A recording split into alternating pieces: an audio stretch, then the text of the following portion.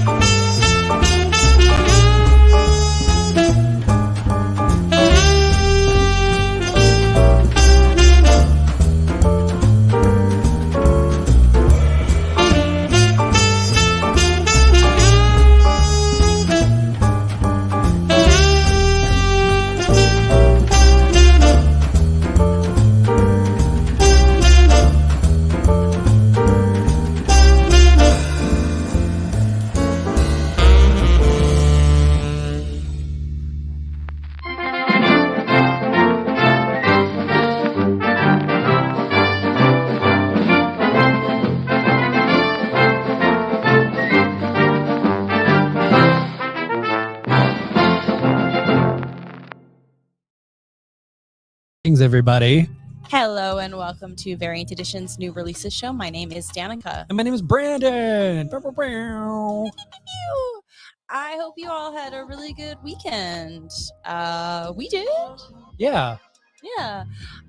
We dined at Chartier in Beaumont last night. Oh, yeah, we did too. So if anybody's here heard the sad news that they will likely be closing on September 30th, unless an angel investor shows up and gives them a lot of money, which I think they rightly deserve. Yeah.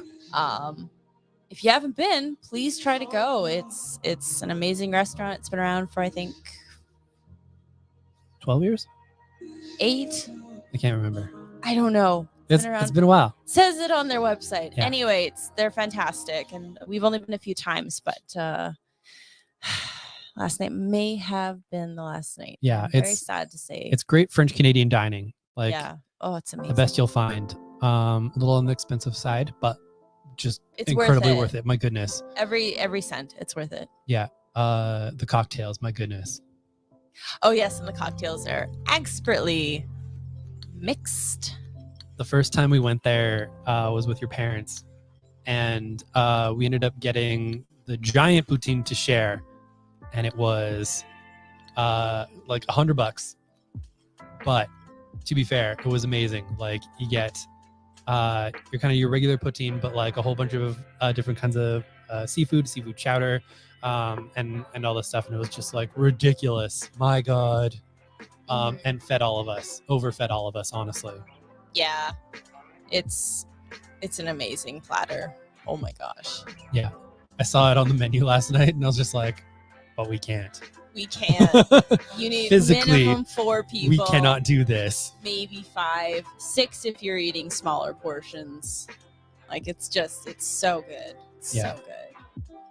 So I'm just gonna tell everybody, get out to Beaumont, check out Chartier while we can, and get reservations because yes, they are full. Yeah, with the unfortunate news of the news going out. Yeah, people like us whose trips would have been much later in the year kind of pushed up their trips to Chartier. Yeah. And in happier news, we also went to Paper Birch Books. Paper Birch, yeah. Yeah. So we did that. Oh, also on Monday, but before. Yep. Yeah, we finally visited Paper Birch. It's a lovely store in Little Italy. We met Ben, the owner, very sweet man. We talked bookshop stuff, shop talk. Yeah, absolutely. Running your small business, living close to your small business. And him and his partner also run Paper Birch. So as we always do with couples starting their comic store / bookstore, we offer our well-earned advice. Yeah, we offer to be a sounding board, whether they want advice or just to rant, because we know a lot about opening a business, and they're still in the first year, and the first year is terrifying. Yeah. No matter how good you're doing, it's still like, oh my God, okay. Just 2 Andrews eating poutine. I mean, if Andrew Foley and Andrew Peterson would like to go to Chartier and eat eat poutine together, I would be in support of that. I think that would be a fun evening. 2 Andrews, 1 poutine. That's a more wholesome video. More wholesome. Also, maybe a good podcast where you just go around to restaurants and rate their poutine for reasons. Outstanding. Or as my grade 10 social studies teacher would always say, outstanding in the rain. Speaking of rain, it's raining right now. Yeah. We got home less than 5 minutes before it started pouring. So comics are all dry. Yeah. Yeah, it was sizable. See? There. I know what I did. I know you know what you did. I just wanted to shame you publicly. As is the way. Now, It's admittedly, the only way the husband learns. one would hope. That he can learn. You sweet, sweet man. All the boys in this house are sweet. They take a lot of patience, all 3 of them. Sweet boys, but it just says like sweat boys. Like sweat eyes or something. I'm just like, oh no, Brandon. You need to get those removed now. That's going to hurt. Sweat boys.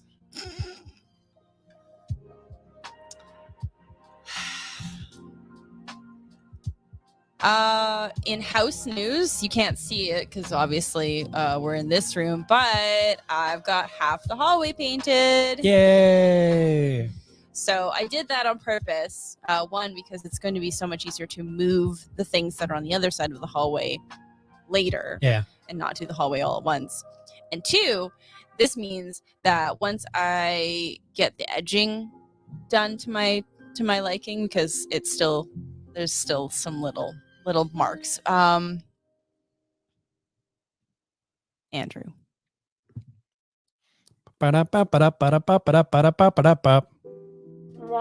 Nope. I think the rim shot is gone. Yep. Oh, there it is. There you go. That was for you. It's both. It's both. I'm excited. I don't think I'll need a 3rd coat. I'm going to look at it over the next couple days and see what I like about it. If I don't like it, I'll give it a 3rd.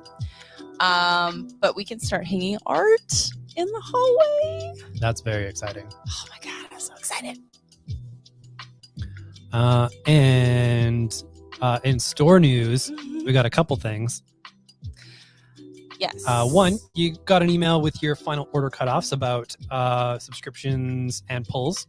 As of October, we're moving from our standard discount system to our points system. It's all detailed there. It's a lot to go over. Yes. So suffice to say, all the info is in your email. And we are also available to discuss. I would say discuss with either myself or Danica, because Andrew can discuss with you. But rationale and all that kind of stuff, that's us. We did it. Big boss people. Yeah. Big mean boss. That's me. Yeah. I'm a big mean boss. And we officially announced we were asked to bring a little version of our store to Jasper for the Book Lovers Weekend, which is also happening during their Dark Skies Festival. Very excited about all of this. In Jasper, it also happens to be our anniversary weekend, of which we went to Jasper one time, and it was a wonderful time. Yes, that was actually the first time I discovered the Dark Sky Festival, because we went, I think, like, we got there just as it ended. Yeah. Or something. And I was like, what? This is a thing? So honestly, work and personal stuff, this is all kind of coming together. And I think it's going to make a really cool few days. Yeah. So Andrew is going to be flying solo during that time. He is graciously helping us out and taking over my Sunday shift as well.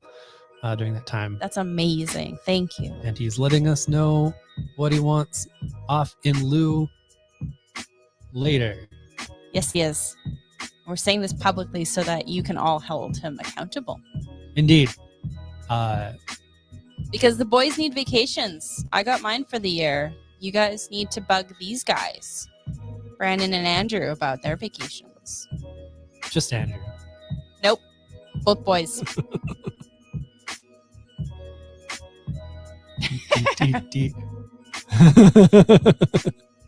Yeah.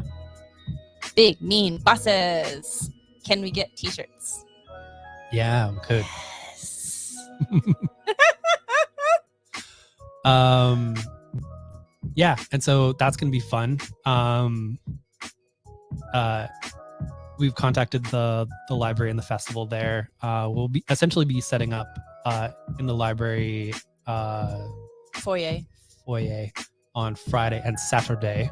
Yep. During the festival, and just running a mini bookstore because Jasper doesn't have a bookstore. But they have us.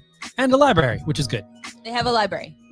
So yeah, that's going to be some wee bit of Facebook advertising in the Jasper area for a little bit. Yes. That we're going to be there, and if they have any requests, they can order them from our website, or we can bring them there. They can buy them from us. So Good times. we're very excited to go to Jasper. We love Jasper. Yeah, and we're actually staying in a hotel that we stayed in before because we really liked it. It was really good. Yeah. We sprung for the one that has the fireplace. Yeah, we did. So that's going to be good. Yay! Jasper with a fireplace, and it's October, and it's cozy. Yeah. Your girl's going to have some hot cocoa in her hands. Oh, absolutely. And I'm going to slap it out of your hands. No! Into the flames! Just Why would you do that? full on Taskmaster style. No! No! I'm Greg. That's true. You're Alex. You're little Brandon Schultz. I'm the Taskmaster. Good times. Yes, it's true. It's true. And it should be in mid-October as well. Yeah. Right now, yes. I'm probably going to have some hot cocoa with my comics tonight because it's cold and rainy and gross. Yeah. And also excited to re-experience some of the food places, because when we were in Jasper, we did like a little food tour.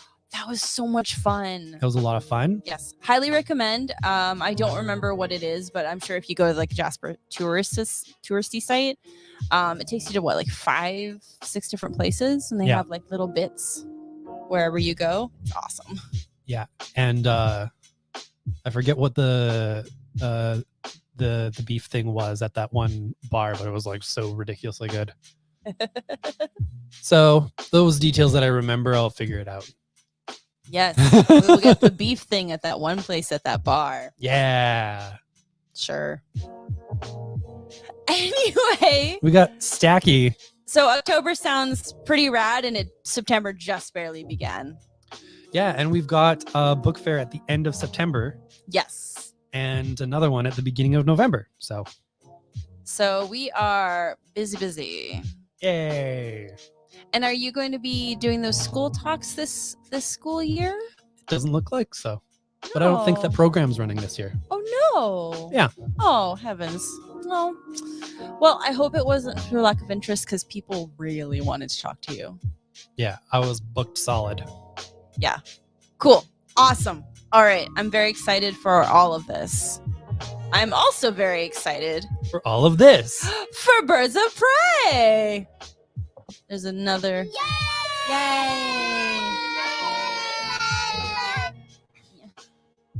Yeah. Ooh, that's a wrap cover. I was going to say this one.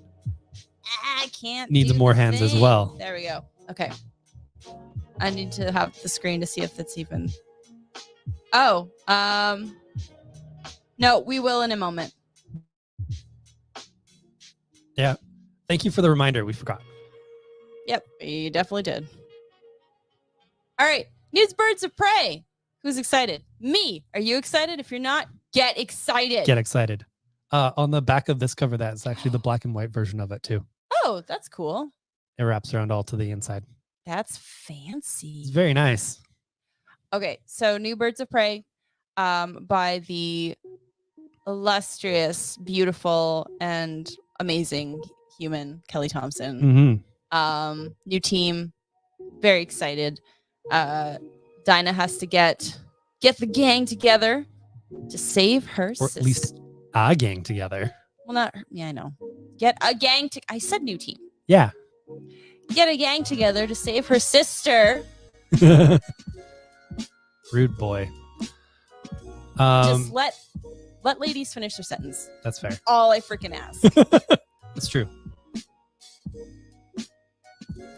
This reunites her with her Hawkeye artist, Leonardo Romero, and I really like the art style that they've done on this book, which we can show you because DC comes out on Tuesdays officially. So it is kind of like a really nice kind of retro feel to the art and the colors. I really like what they've done with the art choices with Jordi Belair. And you do get a lot of really amazing comic sequences, like this big old rooftop fight. It was a good fight. And yeah, super amazing book. The end of it made me extremely happy. And I know out there's a cross-reference of Kelly Thompson fans and fans of some other really cool DC stuff who are going to freak out at the ending of this issue. It's really cool. Are we doing choppy? I think we're going choppy. Are we? Okay, since... Let me see if I can't... Oh, no. That is where it is. Okay. All right. Since Andrew reminded us, thank you. Can you talk about Image for a moment? Yeah. So this is the first week that Image is being distributed through Lunar. And as such, there's been a bit of a shaky start. This is apparently down to the printers, kind of not keeping up with what is a pretty sweet change for them, basically, because it's not as though it changed gradually for them. It is now the stuff needs to go somewhere else. Well, they didn't manage to do that well. So for us, we're getting our Image stuff through Universal. Our Image stuff will be with next week's shipment. We have it guaranteed, as well as next week's Image books. Now, this week's Image books, not a whole lot, so you don't have to worry on that end. Yeah, it'll just be a good chunk of content coming at you next week. Is this all there was? For Image? Yeah. Okay, so basically Per Evil #2. Oh, no, there was a couple extra ones. Well, then why aren't they on Diamond? Because these are the ones that are shipping late, and then the other ones would be shipping from Lunar, because Lunar has the September codes, and then anything that was shipping late, they didn't have the codes for. So Diamond is still technically shipping those books. And then Lunar has like it's Kill Your Darlings, and I think maybe one or two other things. But yeah, it wasn't much. It was like maybe 4 Image books that came out. Oh, okay. Because like I was looking at that and I was like, that's one title in a trade. Yeah. Ooh. No, that's one of those things where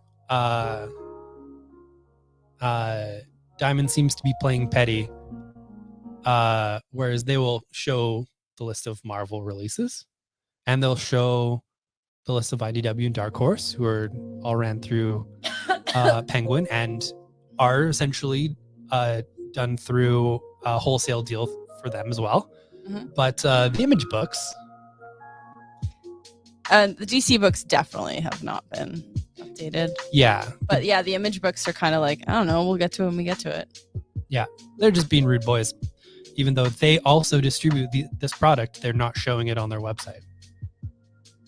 Because nothing says revenge like shooting yourself in your own foot. Yeah. You want information? You can't have the information. Give us money anyways.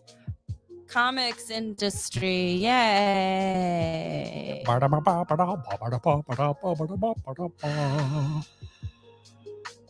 Yeah. Hey, we've got a cool book for Danica's. Oh, specifically, yes, for Danica's. And for people. But yeah, you can't have this book. No, I'm kidding. Hunt for the Skinwalker from Boom. Very, very excited. So this is about a ranch in Utah that multiple hundreds, if not thousands, of paranormal experiences have been experienced. And so this is based off the book that was written about it in 2005, and that was well researched, fully scientific experiments were done, and so there's a lot of proof about this stuff, and it's fascinating because it's like this vortex of just high strangeness. They've got everything from UFOs to ghosts to cryptids. Everything that can happen has happened. So this is basically the book in graphic novel form, and it is done with the author's approval and blessing. That's really cool. It's also written by Zach Thompson, who I really like. Yeah. It's like his stuff. He's a good person. Ba-dum-bum. Yeah. Good for Danica's and other human beings. Yeah. Human beings who like high strangeness. Yeah. Hey, this one looks good for Brandon Beans. It is. It's my boy, Jaime Reyes. He's back. Blue Beetle's getting his own ongoing series with the writer of the previous series, Josh Trujillo.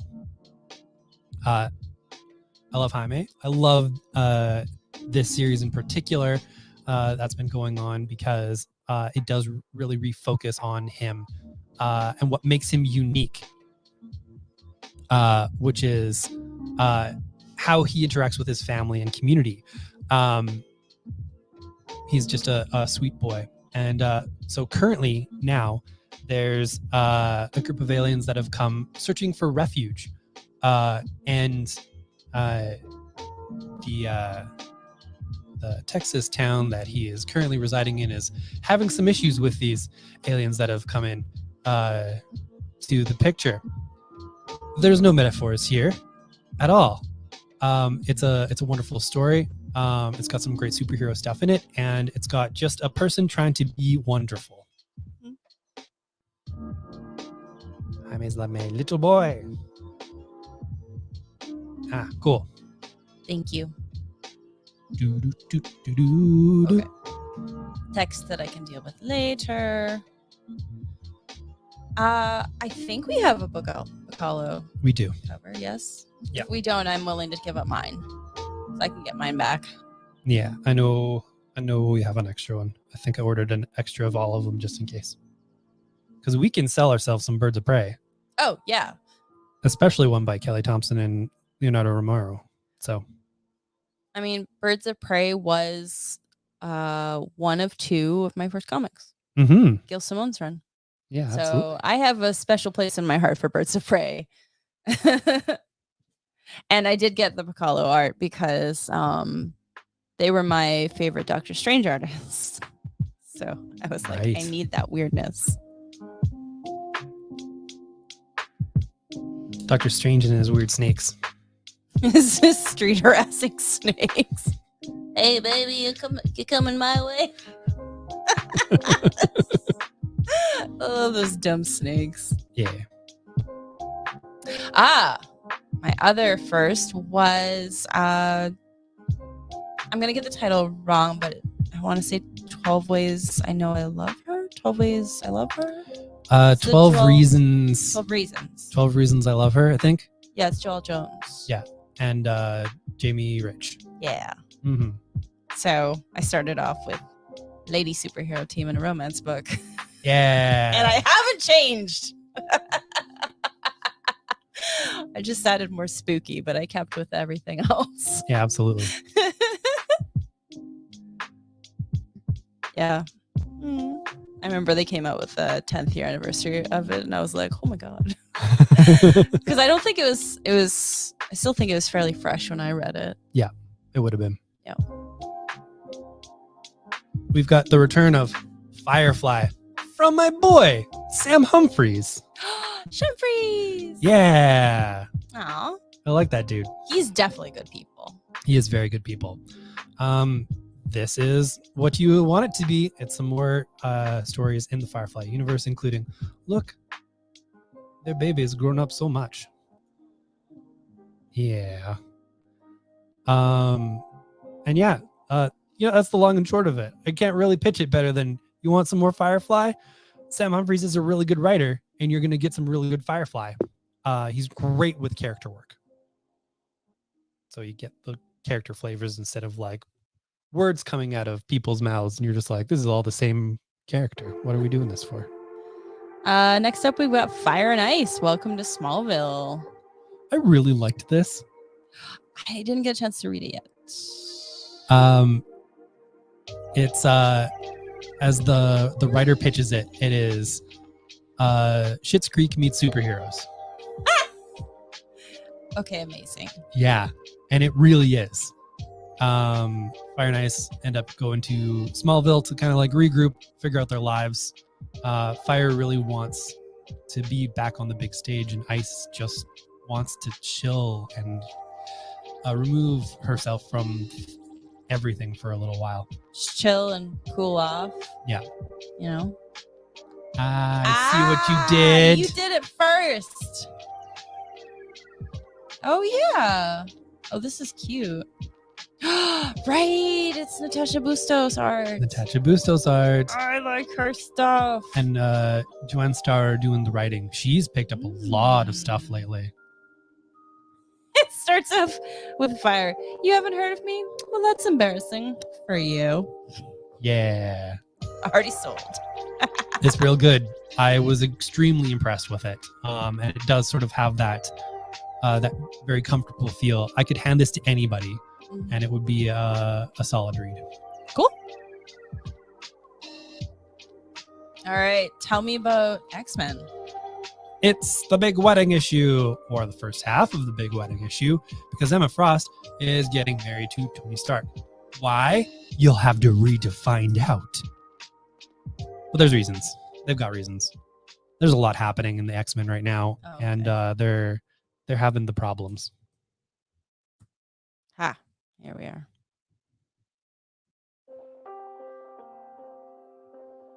Okay. We're getting the solicit on this one on Tear Us Apart because I haven't read it.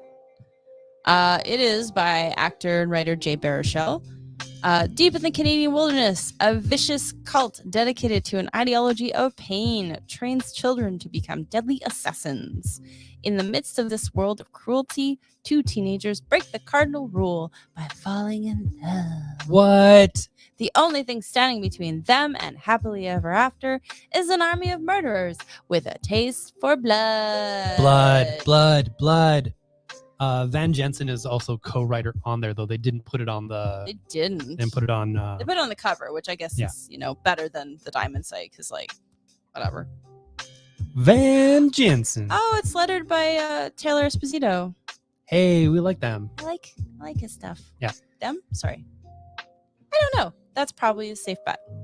I usually, unless I'm sure, I just usually go with them for anybody.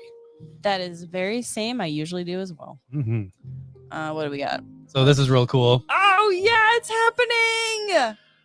Project Cryptid is Ahoy's new anthology series about cryptids. This first issue has a story from Paul Cornell and Mark Russell.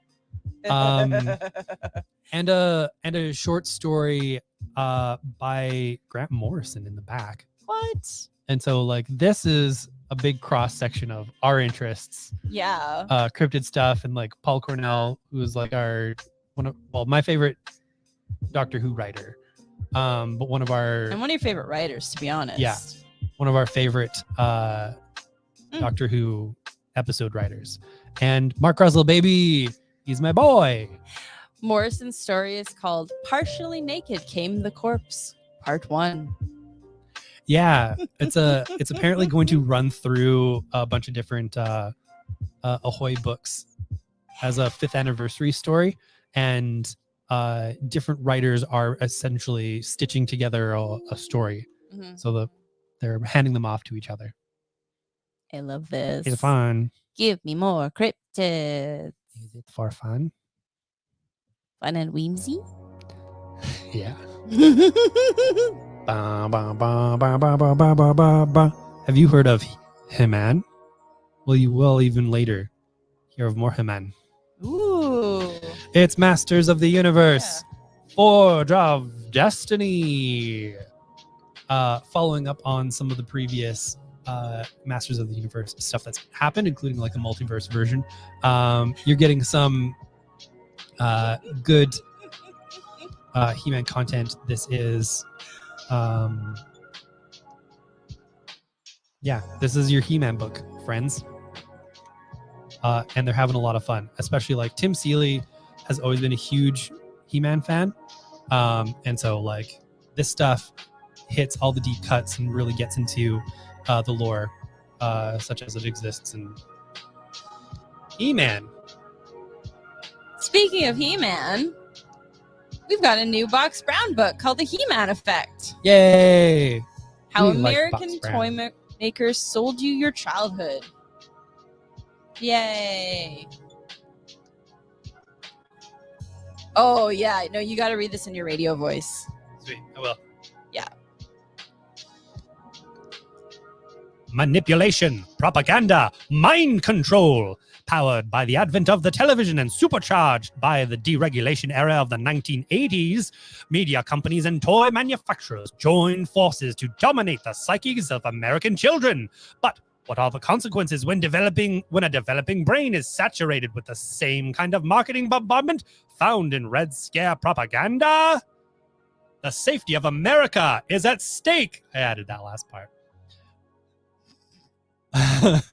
Brian Box Brown's The He-Man Effect shows how corporate manipulation brought muscular, accessories stuffed action figures to dizzying heights in the 1980s and beyond, putting beloved brands like He-Man, Transformers, My Little Pony, and even Mickey Mouse in the spotlight. This graphic history exposes a world with no rules and no concern beyond profit. Beautiful. Beautiful. Thank you. Thank you for sharing that with all of us. Yeah. Yay! Yay! Did you get my postcard? I sent him a postcard. I think. Oh, did it have flash on it? Usually when something's late, I usually find one with flash on it, and I'm like, sorry, we were super late, because it's funny because he's fast. I don't remember.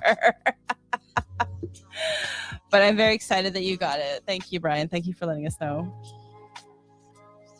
All right. I'm excited because this is the week of the print release of all the weird DC mangas that they're doing.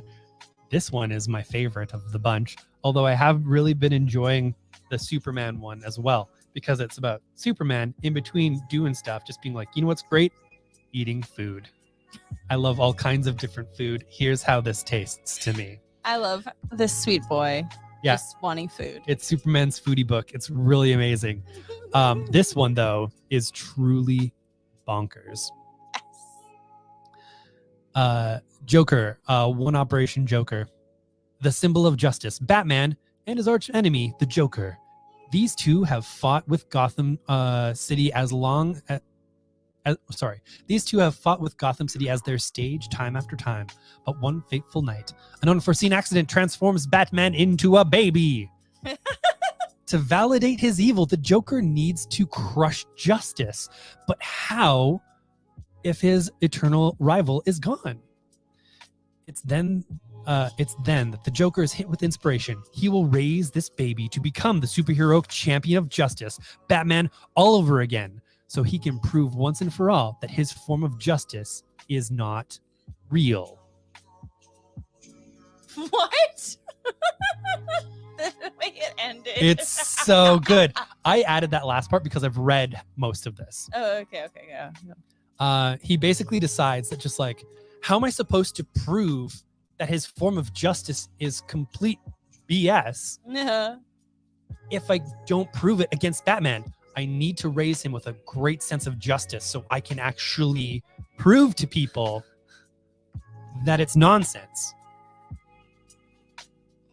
I feel like It's beautiful. That's gonna come back and bite him in the butt. This is a beautiful book. I love it so much. Oh gosh. Next up, Superman versus Ramen? No, I don't know. Superman, the most powerful man on earth, may have a lot on his plate, but he knows how to indulge in a little pleasure every day. Even with his busy schedule, he finds time to satisfy his cravings by having lunch in Japan, as you do. When his super hearing picks up the rumblings of his own stomach. Oh my god. I'm so sorry. This is awesome. He quickly ditches his Clark Kent disguise in a nearby alley and takes off to a chain restaurant in Japan. Shop local, Clark. Come on. There, he may use his incredible heat vision to warm up some kettle rice or possibly experiment with tempura ingredients to recreate the Justice League. Yes. At lunchtime, Superman enjoys doing things his own way, and inhibitions fly out the window. Please tell me which page the Tempura Justice League are on. I can't. It's amazing. It does sound amazing. Now, this one doesn't have a description on the back, so I'm going to pop this baby up. Yeah.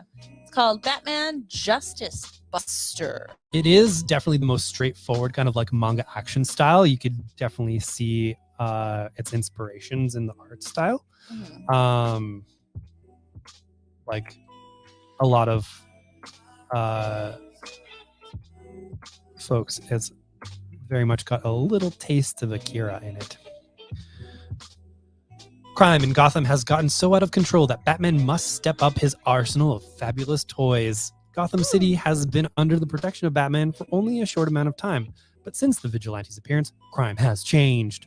It's gotten more bold, more destructive.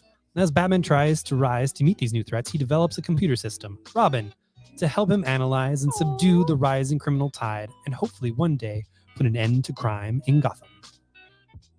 Okay. So it is definitely your more straightforward. This is Batman manga. Yeah. Like. Oh wow. Definitely the manga stylings and pacing. But like, it looks awesome. Oh yeah. I'm real happy about how they've approached manga because it's come a long way since Marvel and DC in like I would say the early 2000s were just like, we've heard of this manga. Let's do cartoony, comic-y things. Manga. It was the same when they apparently had heard women exist and made comics for women's. So yeah, I'm not surprised. Danica, I believe the term is females. You got to put at least 3 E's in there. Females. Say it Comics with, for females. It's creepy, right? Gross. Girls are gross. Girls are gross. Girls are gross. Girls don't read comics. What you talking about? Oh no. We've lost some folks. Oh, the Minx line was good, but misguided. Yes. That's the thing.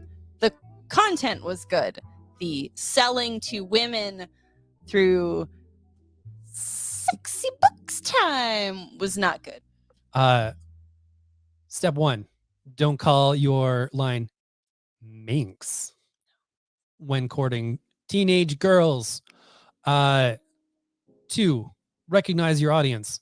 Even though he is a real dick in real life, Brian Wood nailed it because out of all of the books, his book was about college students.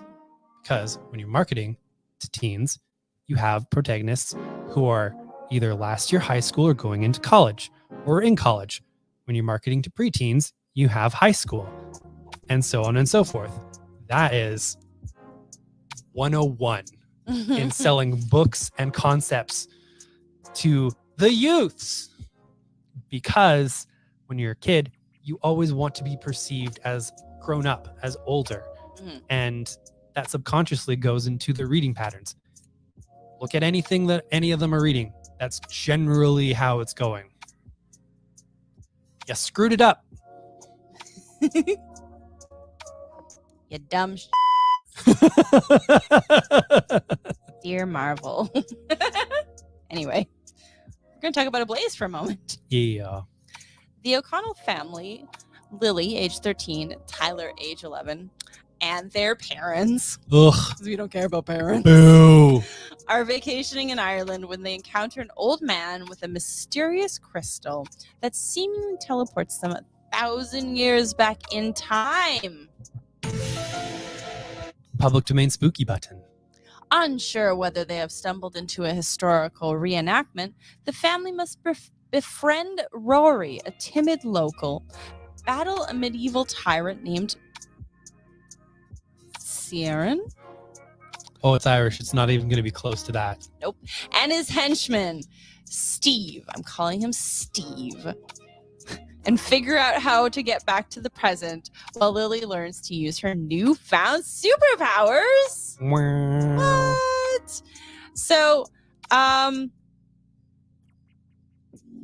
if this art doesn't work for you, it's not the interior. This is the interior art. Now, I don't mind them doing this, but on the cover, it's a little misleading. Yeah, that's Jay Lee. That is not who is doing the interiors. No. And it is a gentler art style. This is one that I've read the first couple issues of. It's really well done, a really unique story. And yeah, it's very cool. I like the art. It's sweet. Yeah. It definitely also has a manga influence to it. Yes. Pointy chins. Yeah. Big eyes. Oh, right. Yes. There is going to be a book coming out. It's the Batman book by Raphael Grampa, Gargoyles of Gotham, that will be on sale on Saturday.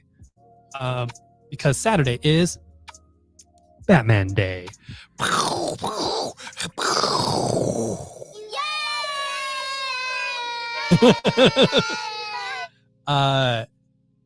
So DC this year decided, because retailers in years past have been like, why don't we actually have an anchor to bring people in on Batman Day as comic stores? Because DC was also, as Batman Day, like using other outlets to promote the free comics and stuff that are available.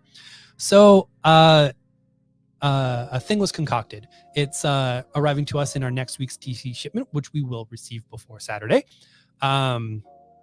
And that's when we can put it on sale on Saturday. So if you are waiting for that one in particular, and my goodness, that book is gorgeous. The story is wonderful and creepy. It is probably the best Batman thing that I've read in since Black Mirror. Therapy. Oh yeah, that's yours. Black Mirror. I know. I'm just kidding.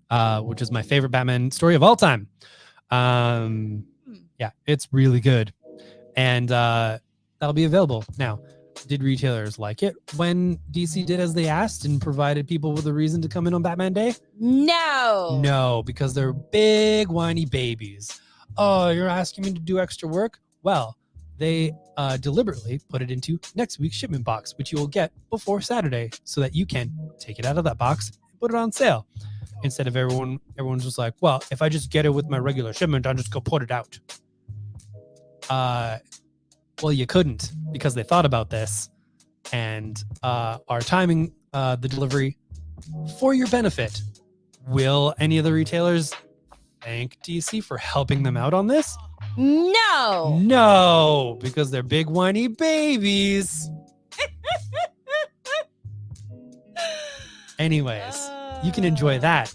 And as part of the festivities, they have also released this giant VHS edition Double feature of the Superman 78 and Batman 89 collected graphic novels from man, it's not John Hamm, it's Sam Hamm, who did the 89. If John Hamm starts writing comics, I'm probably gonna check them out. And Joe Quinones. That guy's funny. What I really liked about the Batman 89 one, and I'm pretty sure the Superman 78 one, but when you take off the Batman 89 one, the printed hardcover is actually like the form of a VHS. So it's got sort of like the two reels and the sticker in the middle that's like Batman 89.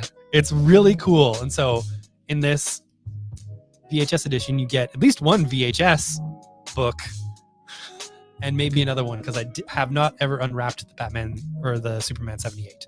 But these are continuations of those continuities. So if you ever wanted to see Billy D as Two-Face, well, you're going to get that chance.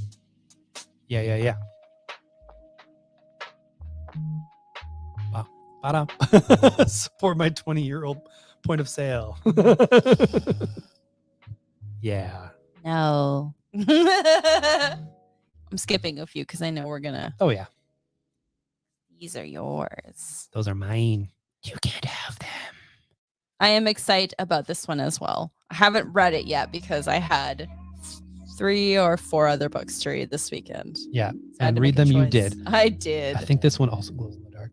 I think it does. Yeah, it looks shiny. It is called Occulted. Yay! Okay. Yeah.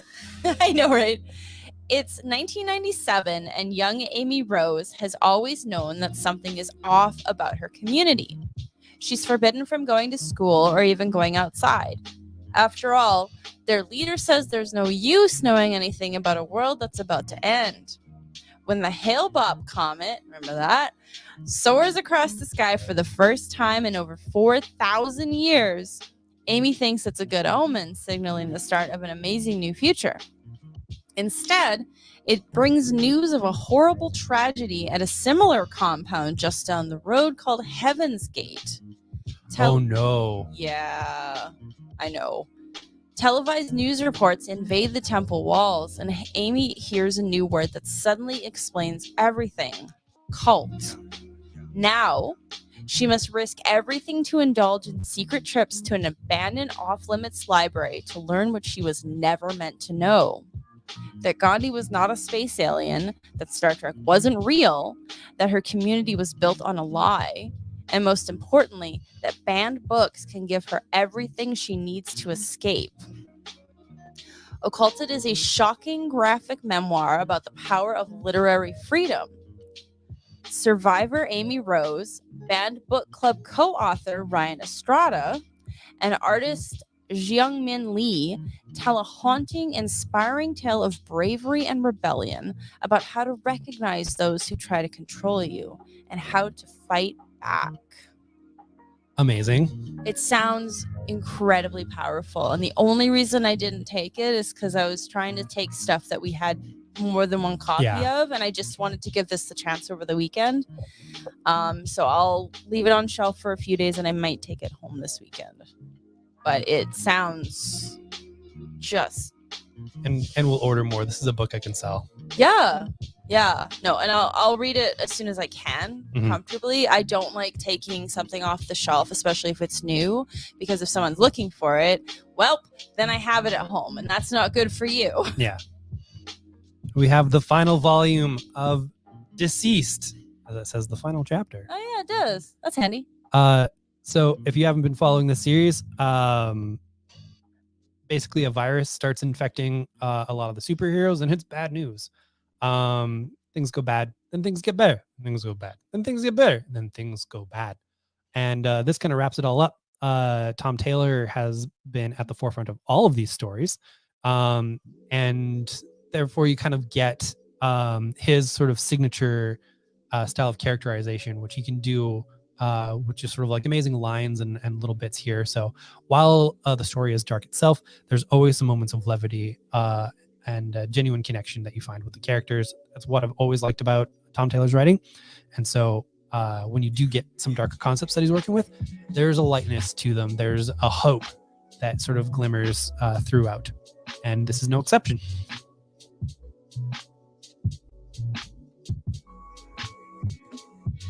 So is this a new version of this, or is this a reorder? Because I vaguely remember. I believe it's a new version of this. New version? Oh, maybe it's with the Eisner nominee? Yeah, I think so. Okay. I was just checking because I just wanted to see if I was remembering things right. Yeah. So we've got Sensory, Life on the Spectrum, an autistic comics anthology, which was nominated for an Eisner for Best Anthology. And I believe that's why we have a new version of it. Mm-hmm. I think it also might have gotten picked up by a larger publisher. I thought it was always Anders McNeil, but that's okay. It could have been. Honestly, I don't memorize things like this like you do, so like I have no idea. It could have been anything. Yeah. But I think it is good that we talk about it. I just wanted to make some things certain for myself. Yeah. Sensory, Life on the Spectrum, is a comics anthology featuring comics from autistic creators about their experiences of living in a world that doesn't always understand or accept them. Sorry. With comics exploring everything from life pre-diagnosis to tips on how to soothe yourself when you're feeling overstimulated. To tips on how to explain autism to someone who isn't autistic, to suggestions for how to soothe yourself. There you go. When you're feeling overstimulated, it kind of made sense. Yeah. But this book is a powerful representation of autistic stories for autistic readers that will also help allistic, neurotypical, and questioning folks better understand life on the spectrum. Yeah. Oh, good. Oh, lovely.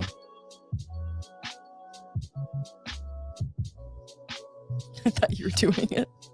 I thought we both thought we were doing it. Yeah.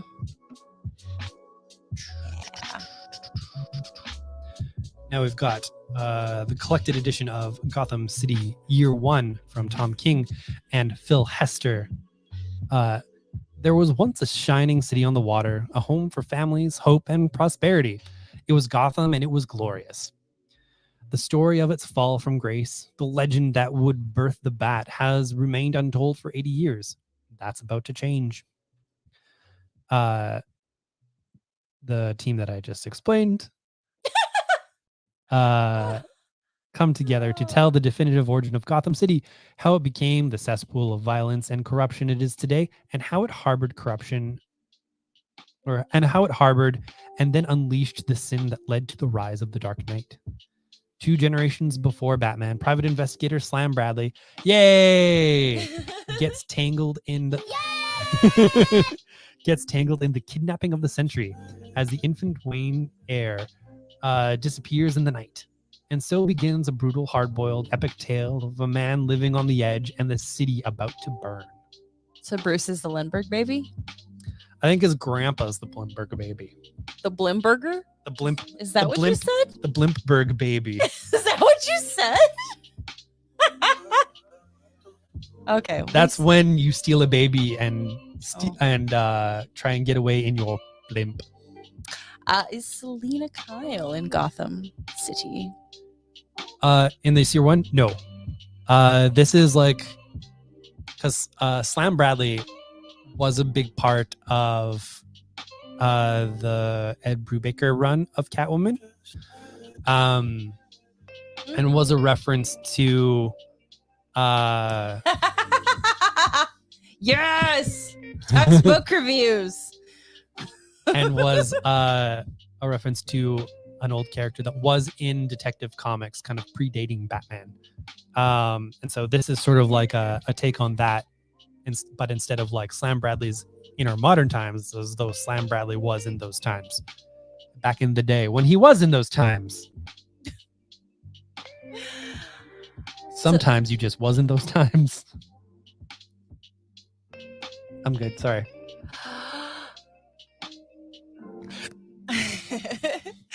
This is one of the books I did read over the weekend. The C and U. I've been waiting for this for a while. I followed the creator on Twitter a while ago, and I've been looking at her posts just for months and months. It's gorgeous.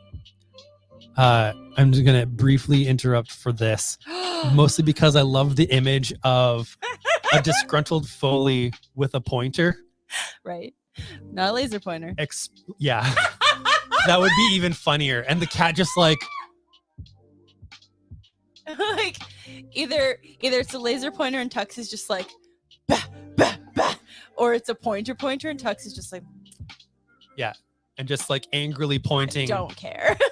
At a pie chart. Because he's a cat.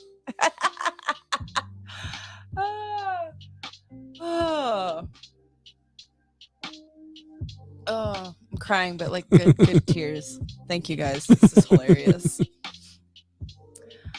15-year-old Corinth, it was just trying to clean up the beach. She never expected to meet a mermaid. After the deadly fanged mermaid Skyla mysteriously lets Corinth live, they grow closer through a cautious exchange of stories, gifts, and sign language. Mermaids, it turns out, eat people. But however terrifying Skyla may look, she's a little younger, a little smaller, and perhaps a little too soft for all that.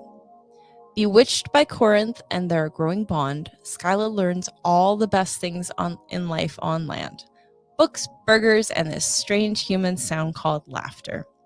But a storm is brewing, both at sea and in Corinth's dangerous relationship with her jealous boyfriend. A magical bargain may be the only thing that can save them both, paid at a tremendous cost.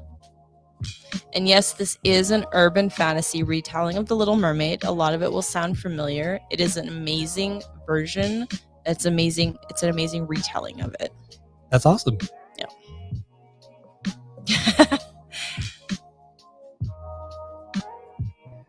I'm super excited for this, but I love cooking comics. Cooking with monsters, which kind of reminds me of that Sam Sykes comic from back in the day with that lady who cooked and they lived in a monster city. Oh, the one where she had anxiety? Yeah. Oh, I'll find the title while you do that. It was really good. If we can get it in again, I would get that in again. Fast-paced monster fights and burgeoning high school romances are both on the menu at a culinary high school in this young adult fantasy graphic novel with manga-inspired art that's sure to please fans of My Hero Academia. Hanazawa is the newest student at the Gourmand Academy of Culinary Combat, where she'll learn how to fight monsters and how to turn them into delicious dishes in her quest to become a warrior chef like her childhood hero. But it turns out that being a warrior chef isn't all about making 5-star meals. It's about balancing flavors. And this means navigating dangerous monster encounters, confusing crushes on rivals, and her own hot-headedness. Will Hannah be able to make it to the end of her first year, or will she overcook under pressure? Whatever happens, this is one adventure that's sure to hit the spot.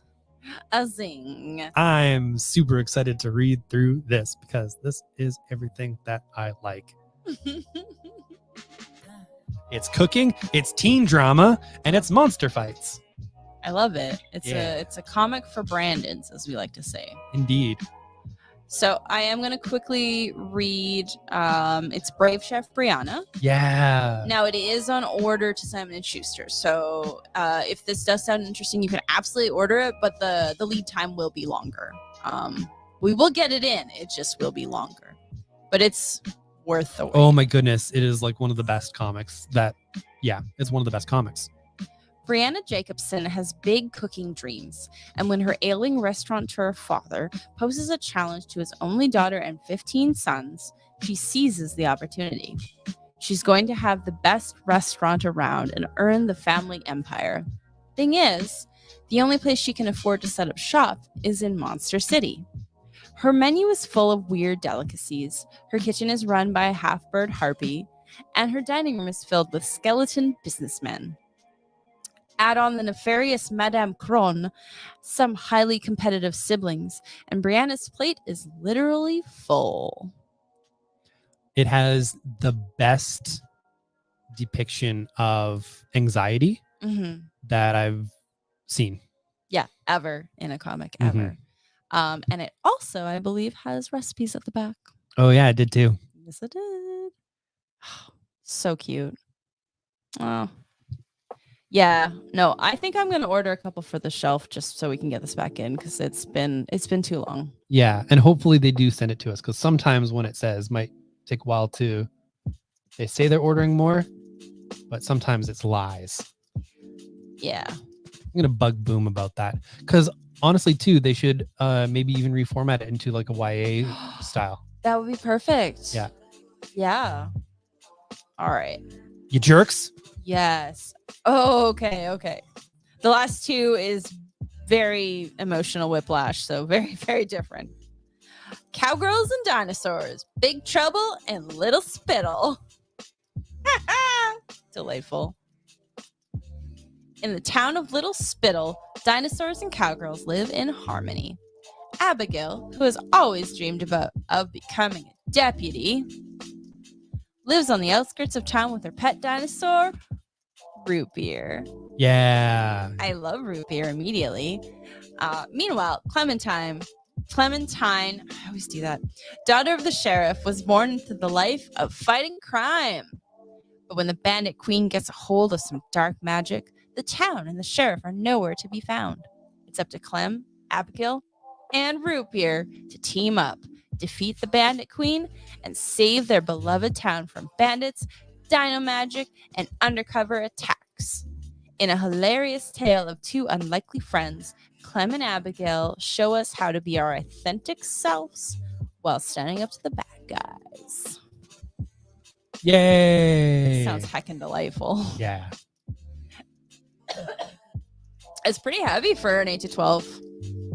Like it's nice and meaty. Mm-hmm. Whoa. Big words too. Big words. So good for the olds like me. I need my words big. My font big. And finally, we have Lifted. the Batman Adventures Omnibus.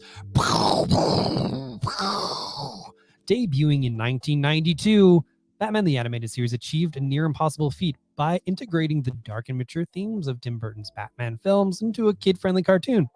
The show garnered critical acclaim during its 3-year run, winning 4 Emmy Awards, including Outstanding Animated Program. The Batman Adventures brought these exploits of the television show back to the comic pages where the Caped Crusader originated. So it has a whole bunch of stuff within these issues. Kelly Puckett and artist Mike Parabek, together with animated series creators Paul Dini and Bruce Timm, explored the lives of the Dark Knight and the supporting cast in great depth. So you have all kinds of good stuffs in here.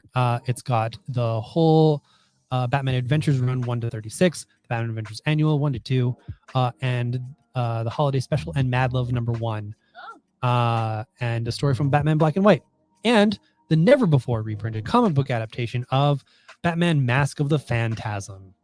Oh. Yeah. Never before reprinted. Bop, bop, bop, bop, bop. So this is really cool. And is just a lot of good comics, honestly. Some people say that the Batman Adventures series that were happening in this isn't the only one. There was like a Batman and Robin Adventures that happened afterwards, which they'll probably do collections of. But these comics were truly some of the best Batman comics coming out at this point in time, in terms of just overall quality and story. Like they're just actually really good. So yeah, that's very exciting. Squee is also excited because he is clawing at the door to come in. Get me in, let me in, let me in. All right. It's that time. Where we take our magic mirror, our completely original idea that we look through and we see all you wonderful people out there. And we say, thank you for being here. We hope that you know that we are here for you too. And yeah, let's take a little looky-loo here. I see Ben. Hi, Ben. I see Sean. Hello, Sean. I see the one and only Foley. And you can too. Wednesday, Thursday, from 11 till 6:30. We're open to 7 on those days. He's there the whole ding dong day. On Fridays, 11 to 7. And on Saturdays, 11 till 5. You can see me on most of those days. except for Friday, and Sunday, 11 to 5. And you can see Danica if you are very lucky on Wednesdays and Thursdays because she is busy being office goblin. I see Dr. Andrew Peterson. Doctor? Izzy Tyson. I see Tux. Yeah. Hi, Tux. There you go.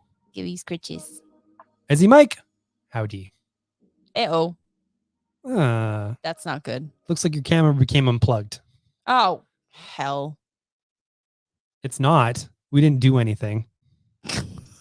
Well, we made it to the end. Izzy Brian. Hi, Brian. No one The sees camera's us. charged this time. Okay, I don't. This is rude. All right. Do you want me to connect mine? Oh, okay. Hi. And Shut it down. that's everybody. We didn't do anything. I didn't do anything. No, we actually charged it. I don't know. I think something got unplugged. We made it all the way to the end. Yeah, it might just be whatever these connections here are. Wow. Boo. Well, thank you for tuning in, and thank you for being awesome. If you have any questions about the new points program starting October, double check your email. Oh, like a news reporter. Yeah. Gotta be at the right camera. Double check your email if you have further questions. Talk to myself or Brandon. And you sent out the polls email, right? I did. Yeah. Okay, so you'll set everything will be in the So polls many email. emails. So many emails. Just keep us on your safe list. Don't let us go to your spam. That's all we ask. Awesome. Well, thank you all for watching. We're going to see you all hopefully very soon. All right. Bye. Bye.